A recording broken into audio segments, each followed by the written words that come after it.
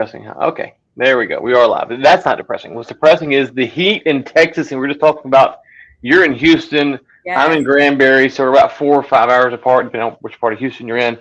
Um, the humidity down there. I'm so sorry. Like I'm from Louisiana, and so I get that.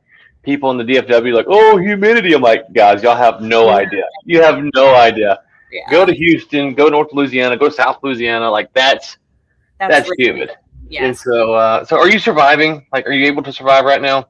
We're surviving, not thriving for sure, but we're it, we're trying to do all the activities we can indoors, which is very, very hard at this point.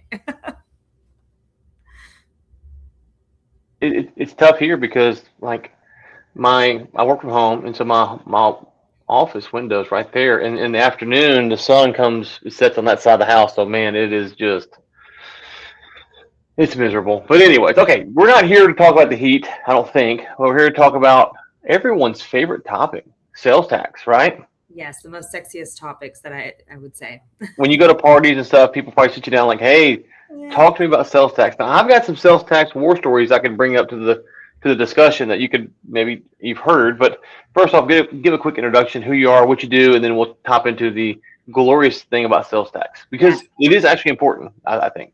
Yeah. So I'm Lahari, and I'm also the founder and CEO of Ellen Accounting Advisor, which is basically an accounting firm that specializes in uh, accounting and controller and advisory services for CPG and e-commerce brands in particular.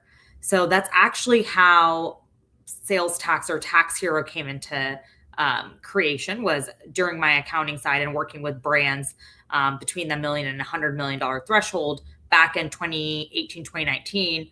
I realized that there was a problem that didn't really get solved. Like there was a lot of tech companies that were trying to solve this, like sales tax, and sales tax became a very, very big thing around that time, because that's when it started, like not just affecting companies that had, physical stores or physical locations, but like Mm-hmm. if you're selling anywhere across the United States, e-commerce was kind of catching up, and so was the sales tax rules. So Yeah. anybody who was selling across any state, if they crossed a certain threshold, they were kind of required to collect and remit sales tax.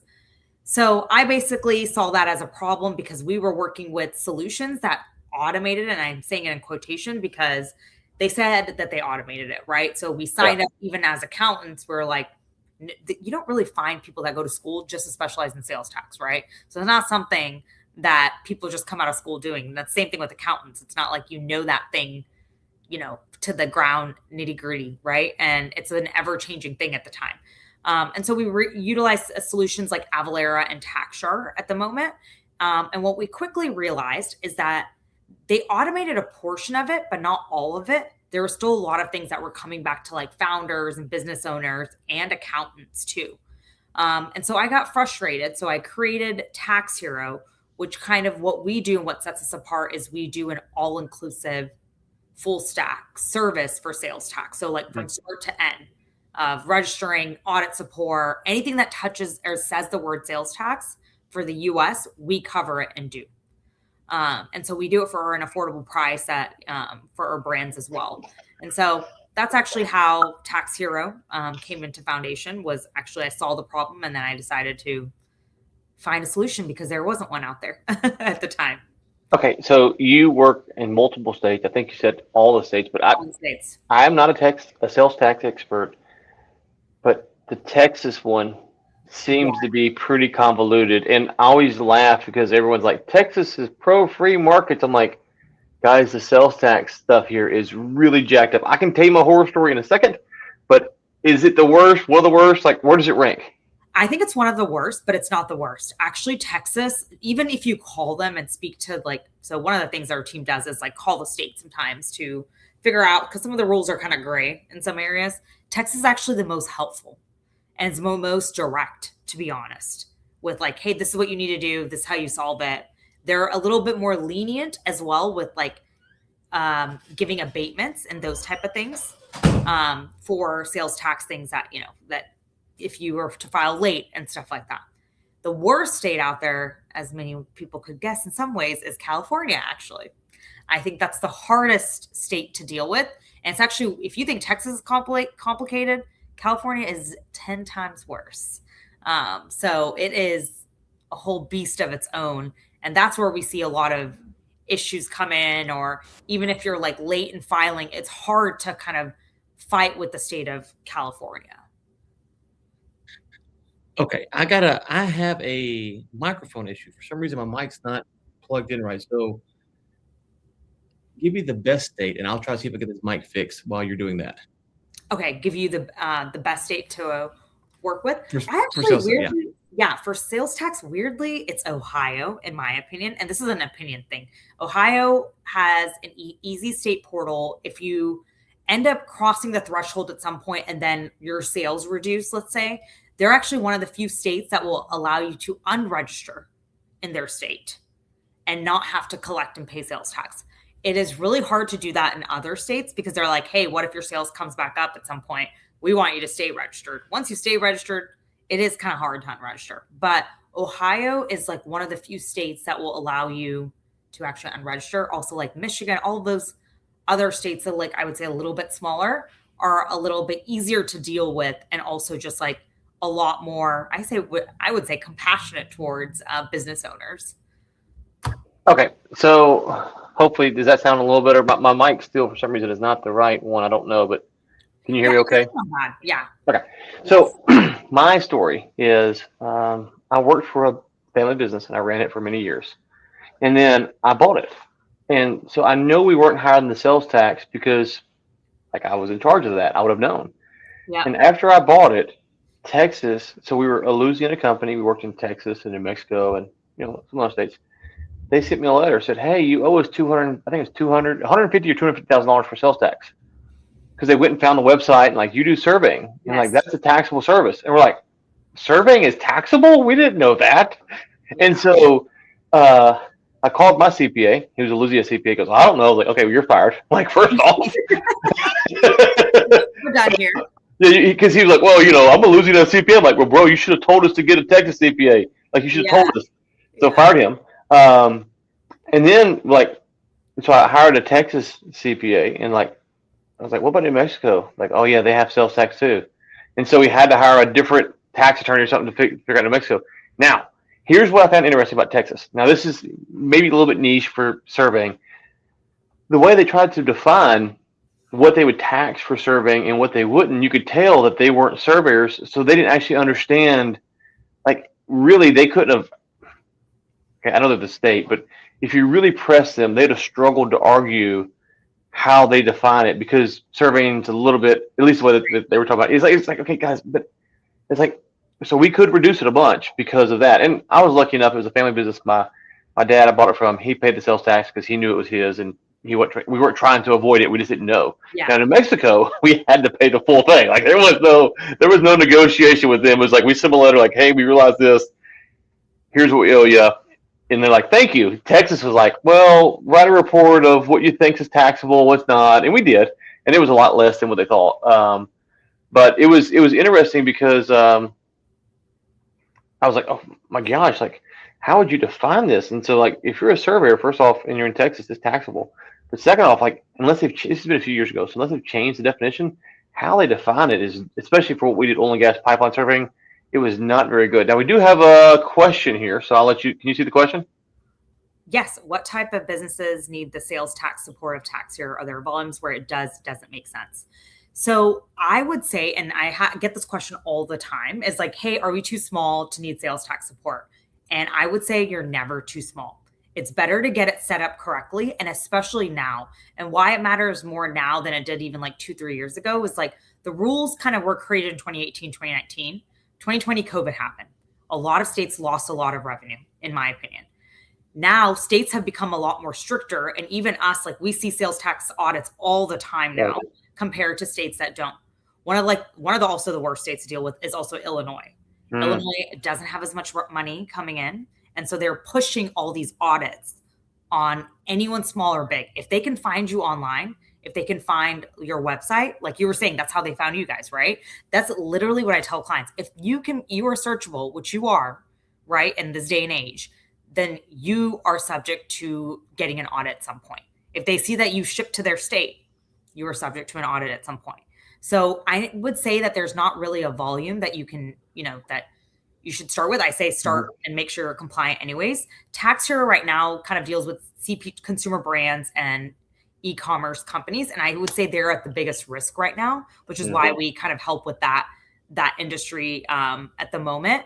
We work with clients that don't have any orders right now, that are pre-revenue, that just set up their Shopify account, to companies that are doing above 10,000.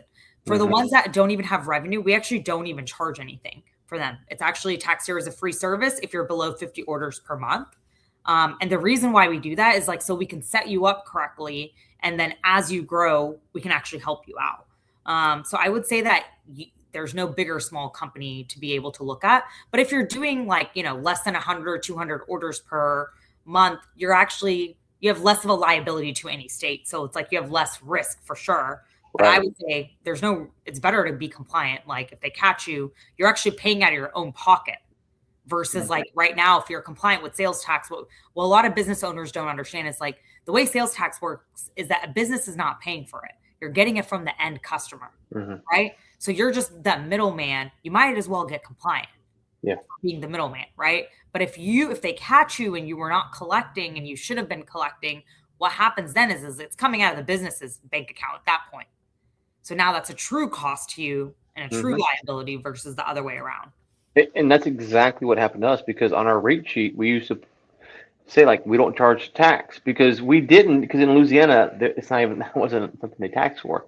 Yeah. And we never thought about it in Texas. And so we thought our rates would be good because we're not charging tax. And then, of course, when we had to pay the money back, it wasn't, the client could have been paying for it all these years. And now I tell a story, but then I'll come back to that in a second because I think it's very prescient what you're talking about, is that a lot of people right now we're seeing are going after local SEO. And I get it. They're trying to get people to call their business. But if what you're saying is true and you're employing a firm to help you grow your local SEO, then you're actually increasing the odds that the government might find you and hit you with sales tax, or if you're doing whatever kind of SEO. So if you're trying to get an online presence, you're increasing the odds that they're going to find you. And so to your point, it's not something that you're paying out of your pocket. It's pass through. But if you're not doing this and you're trying to boost your presence, they're actively trying to find you. Yeah, exactly. And I think it's people don't even realize okay, if you're using credit cards, the way the data and the way that states are getting data has changed and increased over time. If you're filing, using credit card processing on one side, they're getting the information. They have to file a 1099-K. You're not the one giving the information, but the states are getting it. And the states are building connections within each other to pass on information from one state to another. So I think that it's better, this is the time, if you are an online business, even if you have one order a month, it's still worth it to just be compliant. Like I said, it's probably one state that you're required at that point, one or maybe two states max. Yeah. But it's better to, kind of show that you're compliant versus not. I think another point that I did want to bring up, when you were saying the surveying and how it was gray, it's that even with products is what is you would be shocked with, right? Products are taxable in most states, except for some type of products like food and grocery, and clothing in some states is not taxable. However, there's certain things like electrolytes, you would say. That's one of, I would say not new, but it's somewhat new in the recent years, right? Of people using electrolytes. That is a vague concept for states. If you look on state websites, there is never hey, electrolytes are taxable or not. There has, when we first signed on an electrolyte client, we actually had to call the states to be this is very gray online. So what do you guys think? And they'd be if you market it like this on your website and you word it like this, it's not taxable. If you word it like that, it is taxable. So there would be those conversations we have with clients being hey, if you don't want it to be taxed, you got to word it like this for marketing purposes for the state of California or the state of Texas, whatever it is, right? And it is different state by state again. So those are all the things that kind of happen and that people need to pay attention to depending on the product that they're selling, which is very wild to me sometimes. I'm well, we had an agency one time, not for sales tax, reach out and said that we're in violation. And one of the things that they cited was how we were listed in the yellow book, which we have no control over. There's no control. Like we didn't. This is back when it's like. So to your point about the wording, it kind of sounds silly, but they just have these SOPs or whatever it is, and they're just clicking here, here, here. There's no real thought behind what you're saying, and that's not that should be their job. We can talk about that's not their job, and so they're just saying, okay, this checks this box, tax them. This doesn't check this box, ignore it. And so it's a very, very interesting thing. Now, let's say I'm hearing this, and I go, okay, she brought up a good point. Can I just call and them tell me? Is that count for like a leak? So 2 years from now, I'll get a bill like, oh, you owe taxes. Can I say, no, I called on Wednesday, July 29th, or do you need it in writing? So writing is preferable, and that's what we do. So like for documentation purposes, we try to get it in writing as much as possible with states. However, not all states will give it to you in writing. So that's where it gets tricky. And we haven't come across a situation, to be honest and transparent, where it's like a state audited us and we didn't have it in writing, or it didn't, like they didn't agree with our terminology of what we said. Also, a wild thing is like sometimes we have to call the state 2 to 3 times and ask them as the same question to 2-3 different agents that we're speaking to, because you will sometimes get a different answer. And sometimes it's even based on the way that you word it. So that's why, like, when, our team does it, it's true accountants that kind of like understand this realm, and they have it documented like, hey, we spoke to XYZ agent on this date. If they're not willing to give it in writing, get their agent number and be like, this is exactly word for word what they said. So in case if an audit comes up, you have something that, you can document and say, look, this is why we didn't tax on it. And most of the time, since it is a gray area and you're like, I talked to this agent, this person worked for you guys in this state on this day, and this is the documentation I have, 99% of the time, even if it was like the wrong advice that they gave to you, they'll usually let you slide this time and be like, actually, that's wrong, but going forward, make sure you charge. Right. So, not an attorney, talk to your legal counsel. But in some states, you don't need both sides' consent to record the call. So if they won't give it to you in writing, I would record the call just so you have it, because to your point, at some point, let me rephrase this. At some point, the states are going to say, we've had too many people claim this, and we've trained, and there's no way our people would have said that, even if it was someone's first day on the job that made the mistake. So that at some point, they're going to fight that, I would guess, possibly. And so just talk to your attorney, say, hey, I'm in whatever state. Is it a single consent? Can I just record the call and then put that in the archive and then have it if it ever comes back up? Because you do want that evidence. You don't want them saying, I understand that, yeah. Because also they might record it too, So, but they might not pull it for you. So just document the best you can. I think that's because you said earlier that the states are getting a lot better on communicating and getting these forms and understanding this stuff. And the next logical step is that they're going to hopefully start recording their information, the advice they're giving out, or putting it in writing. But the attorneys, I'm guessing, hearing this, they would understand what they can sue for, how they can press this further, kick it. And so as they do that, in the states, if they lose those cases, they're going to tighten up. So you got to kind of navigate this from, you will be in compliance, but also make sure that you're checking all the boxes down the road as these things change, because is there a memorandum that they send out to all the owners like, hey, this changed, now you got to do this? Like, how do you find out about this stuff? Sometimes they do. So like if you're registered in that state, like let's say like register in Texas, right? They will tell you if certain things changed. They will not tell you if like, hey, we have changed the way that we tax for alcohol. I don't know. They're not going to send you that, but they'll tell you like, hey, in this jurisdiction, the state rate changed, or like the tax rate, sales tax rate changed. That type of stuff, they will send you a mail about that.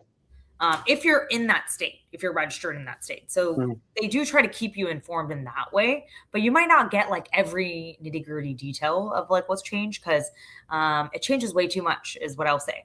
It's like at least once a quarter, something is changing within one state, So do you guys like have like a newsletter or something that's letting people know like, hey, once a quarter, these are the updates? So because we take care of it for our clients and we see that update, we don't actually send out a newsletter to our clients, but we will send out a monthly mail that's specific for our client in general. So if they're selling, let's say, electrolytes, like I just gave the example, and something changed with electrolytes, or some rates changed, or like their filing frequency changed, we will let the client know on their monthly update, like, hey, this changed. So we're changing this for you on the back end. There's nothing you need to worry about, but we're letting you know so that you're just aware. So let's say that someone's watching this and they go Google it and like, oh my gosh, there is sales tax in this state I'm working in. I've been there for a long time.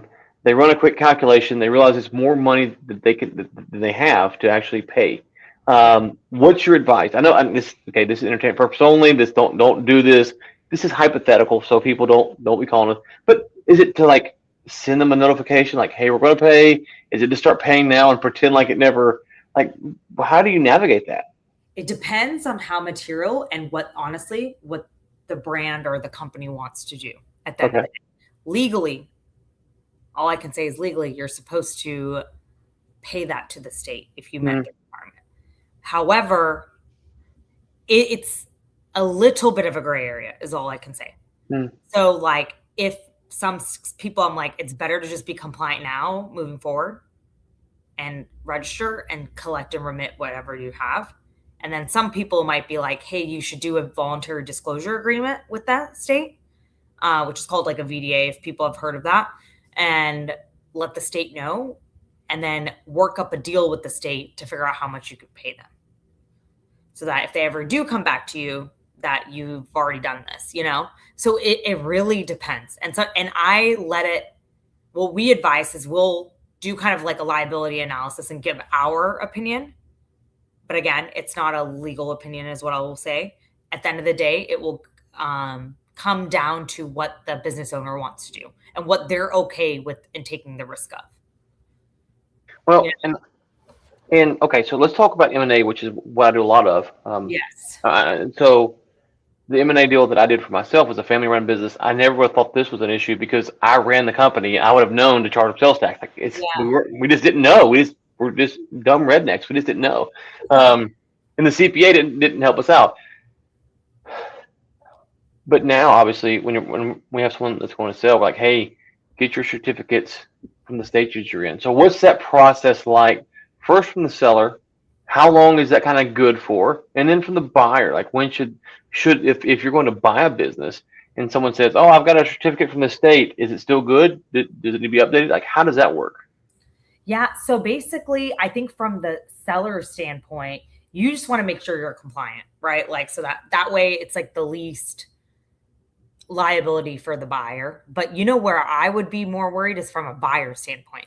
We've seen it so many cases when we work with brands that the buyer just bought a company and then they're asking us to do the sales tax. And we're like, there's all this unpaid liability that nobody checked because it wasn't on the actual books of the business. It was in the state's website. That sometimes it's unintentional, right? Like sometimes it's unintentional that, the seller didn't even know that they had this, so they didn't do it, But from a buyer's perspective, I think that's where most of the risk is because it's like once a seller sells a company, they don't care anymore. Right. They're like, we try to contact them to be like, hey, can we at least have your login for the state website so we can get compliant? Because right now you're not compliant and we can't really do anything because of that. They don't respond to us, So it's like crickets on that side. So then we have to call a state and do kind of a lot more. But I would say it's a lot more risk on the buyer side. And what they need to make sure is that they have the logins for the states, because every state has a login, and that they're able to log in themselves and see that there's no outstanding liabilities in the state's website. But isn't there a certificate the states will issue that's saying that this company's in compliance? There is a certificate of good standing for Texas. Not all states have that. Okay. It's not all states. Okay. Yes. So in Texas, you can get one that says, hey, here's a good standing certificate. Okay. So not all states will do that, which is why you might want to go and check to see, like, are they actually in good standing? But from a sales tax, permit number, that really doesn't tell you anything except that they're registered in that state. And most of the time you don't need to renew your sales tax certificate. In most states, you don't need to. It automatically renews. So that's, I think, what a buyer needs to double check is is the seller actually compliant? And I think from a seller standpoint, just to be make the deal as smooth as possible and not have any issues, is just make sure that the states that they're registered in, everything looks good.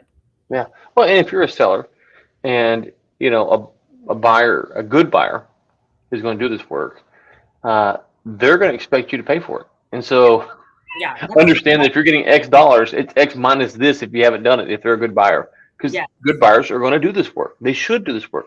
They don't want to find this out after closing. And so, so no, it makes sense. Now you mentioned in Texas, there's the certificate. Is there a time? So I'm a seller. I get it. July 29th is good. Is it good for 3 months, 6 months? Is there a time period where a buyer should go, no, get a new one? Like how long, something like that? Is it, I say good, it indicates that they're good for.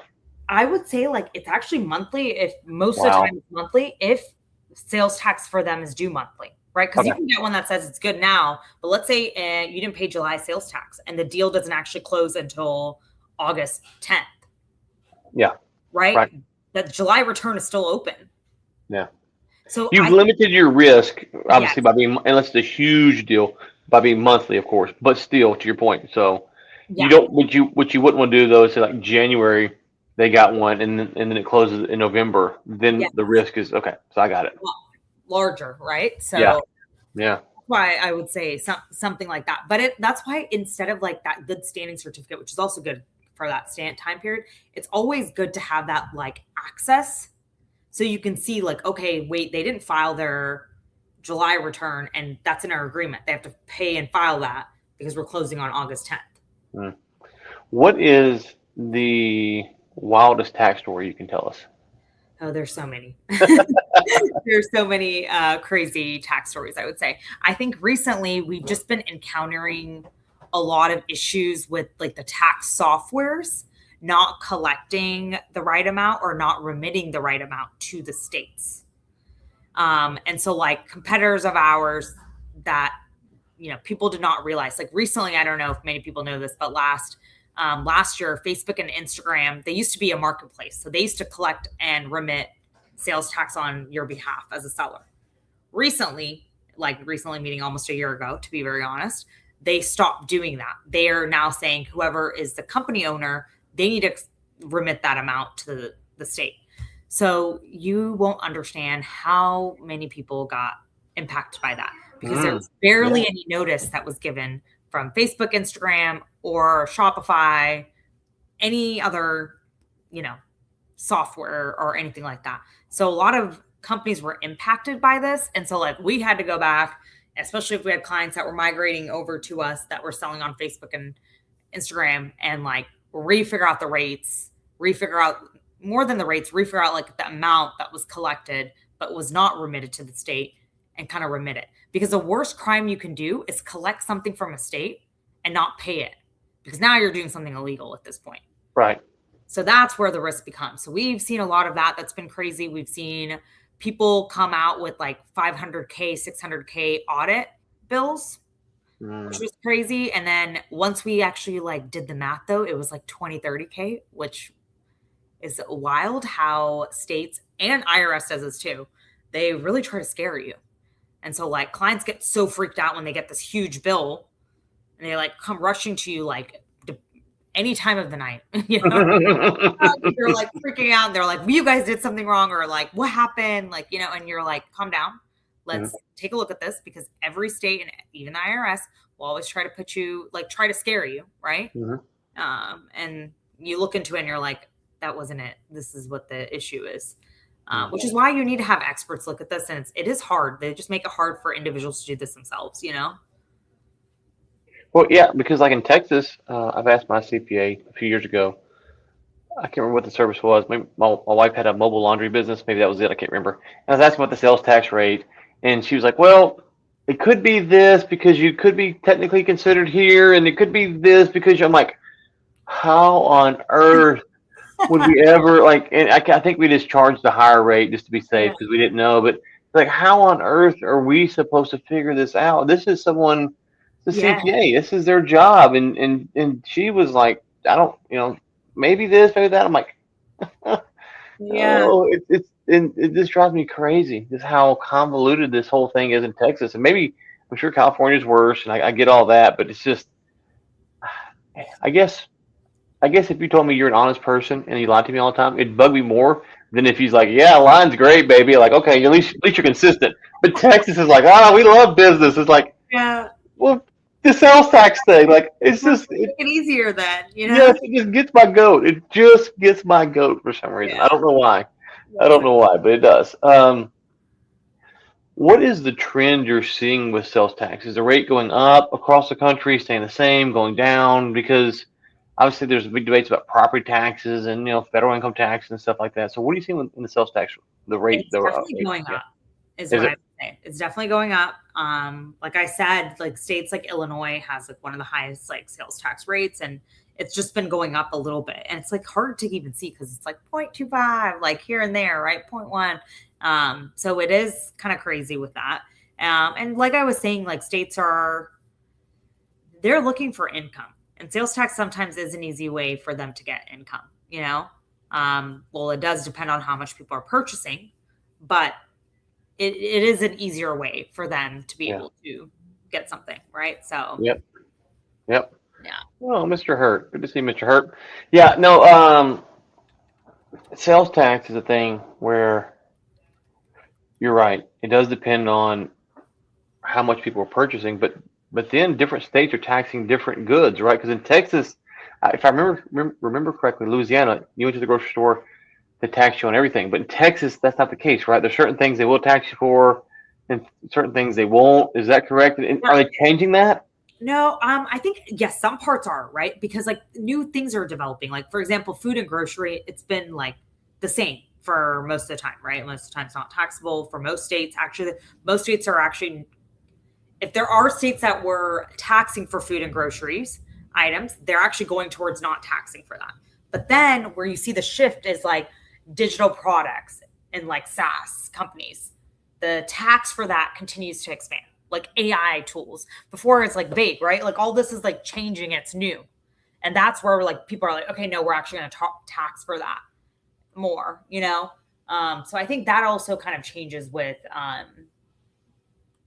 time and increased tax rates, like I was saying, right? So like that happens as well. Well, I think the thing about the tax debate is going to be interesting because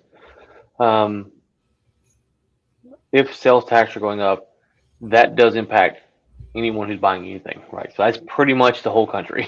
My daughter, who's 7, not impacting her. Maybe she can get a toy at the store, but it's impacting everyone else.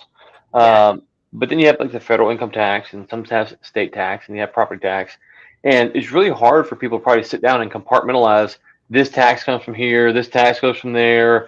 And sales tax is kind of weird because we just pay it. You don't think about it, right? It's the owners who are the ones trying to figure out how much to give back and how much to take out and how much they can charge based on sales tax. But as a consumer, we are paying it. We don't even realize it though. Yeah. It's like gasoline tax, like you don't think about all the taxes in gas or diesel. And so I wonder, as society continues forward and things are getting more expensive, how much pushback there will be on the sales tax, because it is something that we all can just see versus the federal income tax or the property tax, something like that. This is the one thing that we all kind of have to deal with. Yeah, no, I think there will be. And I think there's already movement on some parts of it that like, okay, not everybody knows this, but like, for example, like they call this like the tampon tax, which is basically like taxing on personal female hygiene products, right? There's like a huge movement going on to get rid of the sales tax across all states for those type of products. Same thing with diapers. Being like, hey, we don't want you guys to charge sales tax on these like necessity items. That's why food and grocery, like in most states, are not taxed, because it's like a necessity. Versus like, okay, it's different for you to tax on like a nice to have like skincare product, right? Right. That's a different situation than something like this. And we have been seeing some states actually move forward and like come out with new legislation in the last year itself. That's like, okay, actually, we're not going to tax for this in the state anymore. Texas also had one with diapers where they stopped taxing for diapers. So there are changes in some ways. If as consumers of us, like if we're kind of protesting and trying to change it, there are some changes, but then in some ways it's still like what's happening is like they're taxing in other areas and they're just taxing a higher rate to kind of cover something like this, Well, yeah, that's what I'm saying. Like there's all these different taxes and it's like, well, this is the one we all see, but if you do get rid of it, then they're going to tax somewhere else because the government was going to spend the money. They're going to spend they're going to spend a need regardless. They have no ability to measure their output. Okay, we're talking 5 years from today. What's the biggest change in the sales tax world that you see coming? Biggest change. I think that like there's going to be obviously way more automation like that we already see right now. I think there's going to be AI powered state stuff. Right now, states are so backwards. Like they're so backwards with their website, even like the way that they're getting audits. But I can already see this is like they are already having like changes like where they're able to find like using AI, like what returns are missing and all that stuff. So I can see that even getting more. I can see rates even just getting higher, to be very honest, in the next few years, which is going to be crazy. And yeah, I think those are kind of like the bigger changes that will happen is like relating to automation, states actually catching up to stuff and finding out more information versus right now, everything is like so separated at the moment. And they're already kind of doing it. I can already see some movement there, but I think it'll just become more and more. Okay, so taxhero.net correctly is the site correct? Yes, that's correct. Where else can people connect with you at? Yeah, on my LinkedIn. I'm very active on LinkedIn. So that's where I found you at. Yeah, Lahari Neelapareddy on LinkedIn. So I'm the only one. I have a very unique name. So yeah. Awesome. Okay, yeah. Lahari. Well, it's so great to chat with you about sales tax, and I know that you get asked all the time, and it's just people are begging you to talk about sales tax and stuff. No, it is one of those things. It's like people don't like to talk about it, but there are certain inflection points in your business, regular or going to exit, that it's really important. So thank you so much for your time today. No, thank you for having me. It was a pleasure being here and chatting with you.